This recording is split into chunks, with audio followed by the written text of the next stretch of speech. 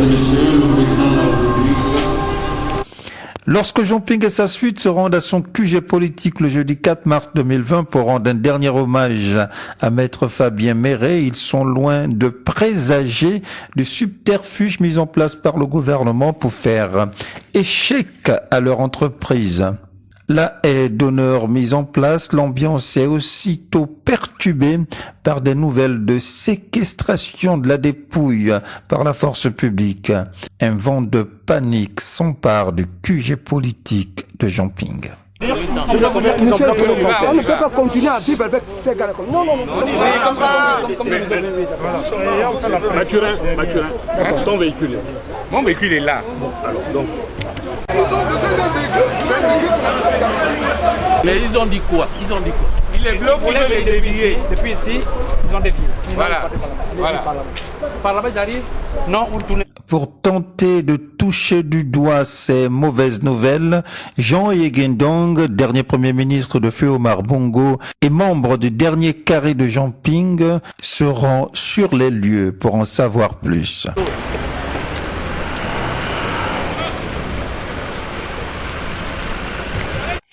Un important dispositif militaire est déployé pour stopper net la trajectoire de la dépouille vers le QG politique de Jean-Ping au nom d'instructions reçues, consternation et désolation.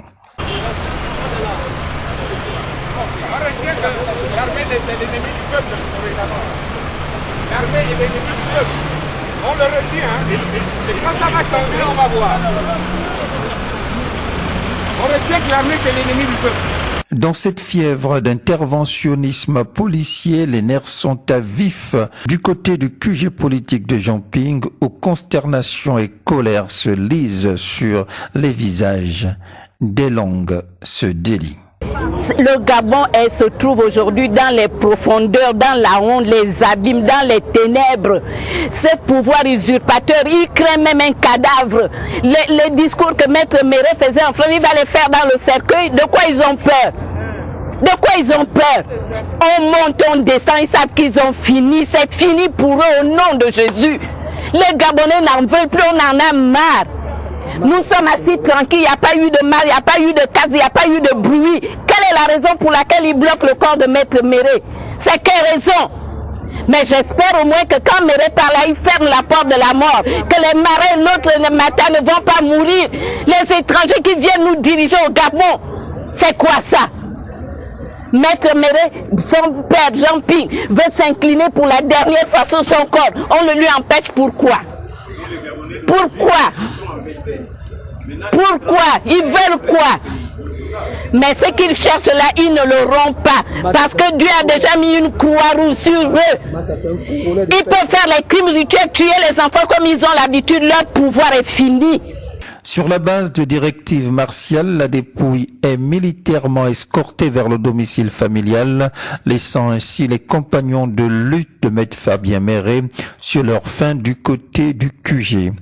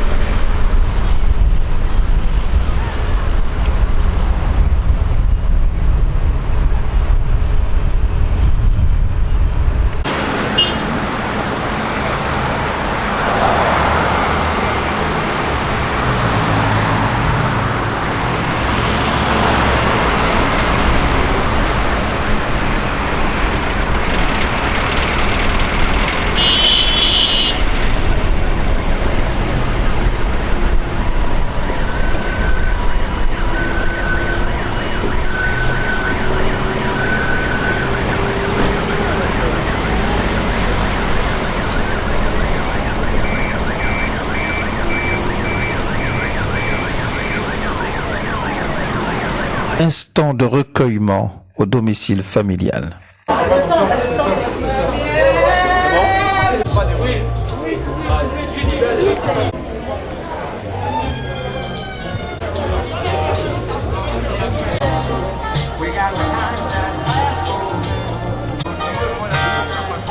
En parallèle, le QG politique de Jean Ping, bien que privé de la bière, poursuit son instant d'hommage sans la présence physique de la dépouille. Lâchez les ballons. Lâchez les ballons. Tous les ballons sont lancés en l'honneur de Maître Méré, non résistant.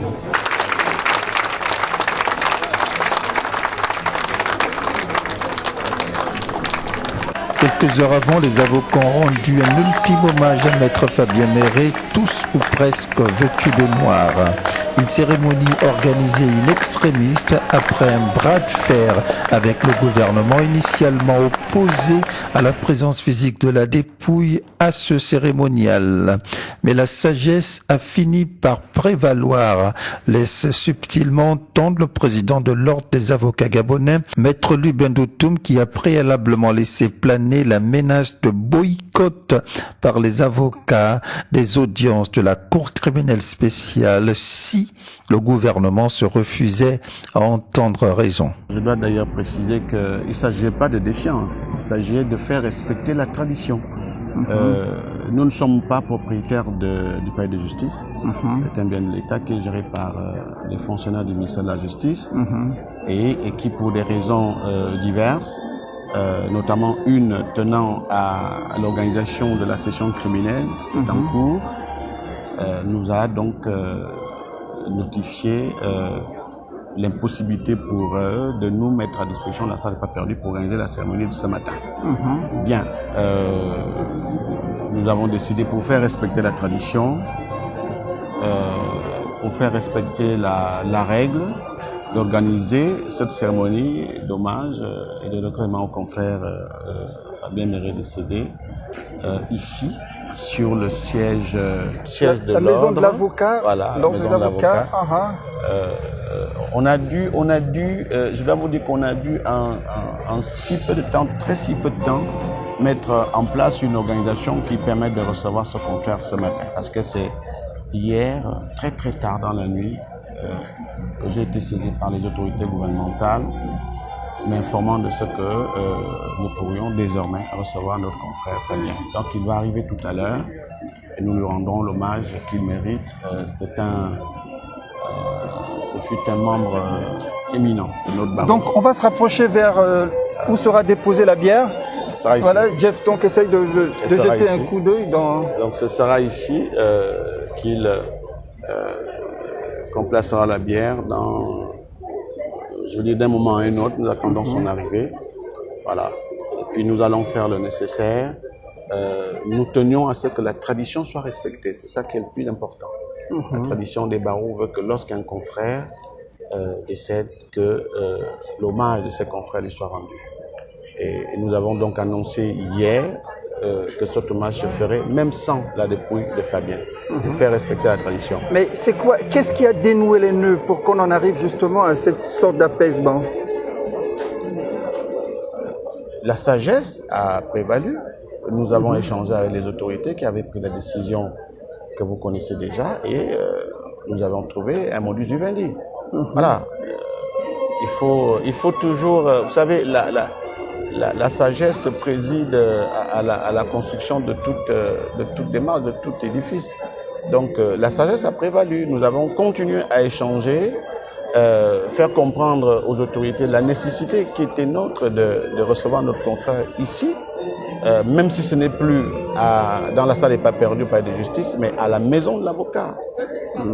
Je pense que c'est une très bonne nouvelle que nous avons donc appris hier soir. Et je vous dis, depuis ce matin, 6 heures, nous étions déjà là pour mettre tous ces dispositifs que vous venez de voir pour que nous puissions les recevoir avec les honneurs qui sont bien son rang.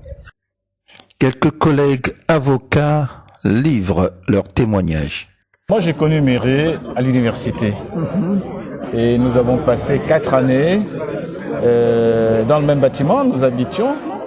Nous étions dans le même bâtiment, nos chambres étaient au même étage et nous avions des relations amicales et fraternelles. D'accord. Ensuite, je l'ai retrouvé au barreau, je garde de lui le souvenir d'un homme intègre, d'une personnalité entière et d'un défenseur du faible.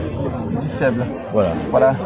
Il y a un dénominateur commun entre l'un de vos clients, Bertrand Zibi, et Maître Méré, c'est justement cette fibre patriotique qui battait dans le cœur, qui bat dans le cœur de deux hommes, on va le dire comme ça. Quelle jonction pourriez-vous faire entre Méré et Bertrand Zibi? Et ce sont des hommes qui se battent pour leur pays, ce sont des patriotes. Et les hommages doivent leur être rendus, des hommages qui correspondent à la lutte qu'ils mènent pour la liberté. Nous avons eu des relations personnelles. Lorsque nous étions à l'université, il est venu habiter au campus, je crois, 3 chambres après moi, à côté de moi. Il était en 3e année de droit, j'étais en 4e année de droit. Très ouvert, très gentil, très sérieux, en tout cas déterminé, bon joueur de football. Mais toujours aimable. C'est d'abord la première chose, c'est parce que quelqu'un peut avoir ses positions, je ne les juge pas. Chacun a sa charge dans la vie, chacun a une mission. Il a pensé que ce qu'il a fait, c'est ce qu'il avait à faire. Je n'ai pas à critiquer cela, mais j'ai tout simplement à m'en réjouir que voilà quelqu'un qui a su exprimer sa liberté, qui a su exprimer ce qu'il avait à faire sur Terre, même si j'étais pas de cet avis-là. Vous n'êtes pas de cet avis. Mais c'était un genre. On va juste glisser un peu, sans glisser. On sait par exemple que vous n'étiez pas forcément de bord politique, du même bord politique, on peut le dire. Les convictions politiques n'étaient pas forcément les mêmes. Mais en dépit de ça, au nom du barreau, vous êtes unanime, vous venez saluer. On transcende toutes les divergences possibles pour d'abord saluer la mémoire d'un homme. Je crois qu'aucun avocat ne voit à travers lui son option politique, parce que chacun en a. Et le principe même de l'avocature, c'est que chacun est libre. Et c'est un grand avocat.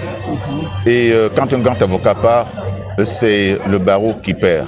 Et c'est le Gabon qui perd. Et c'est le monde qui perd. Parce que la liberté est mondiale, elle est internationale, elle est universelle. Et l'avocat, la personne qui a contribué à revendiquer les valeurs positives de liberté et de droit, ne peut être qu'honoré.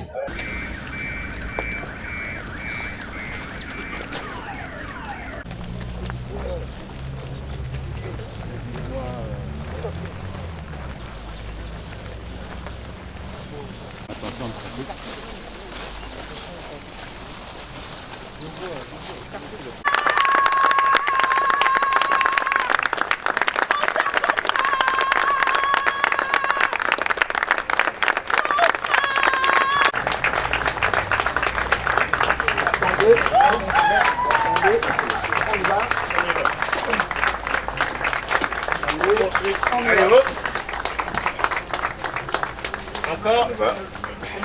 Très bien.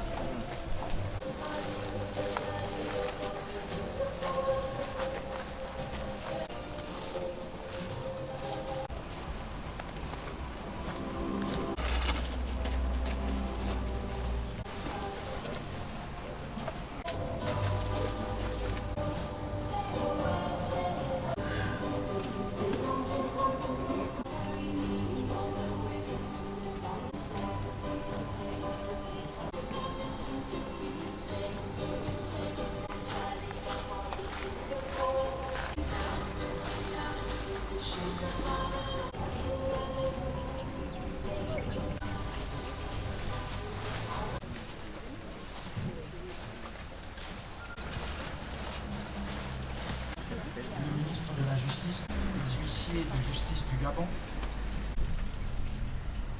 mesdames et messieurs les membres, monsieur le doyen